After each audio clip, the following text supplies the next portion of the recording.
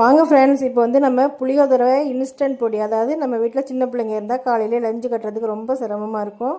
இந்த மாதிரி ஒரு பொடி செஞ்சு வச்சுக்கிட்டோம்னா நமக்கு ரொம்பவே ஈஸியாக இருக்கும்.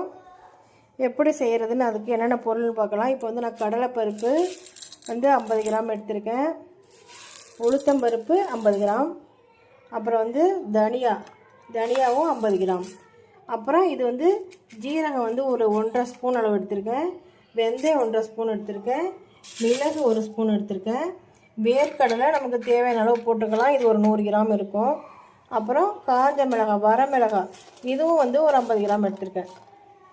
இப்போ காரம் உங்களுக்கு கூடுதலாக தேவைன்னா நீங்கள் என்ன போட்டுக்கலாம். அப்புறம் மஞ்சள் பொடி, இது எல்லாத்தையுமே சேர்த்து தான் நம்ம இப்போ அந்த பொடி செய்ய போகிறோம்.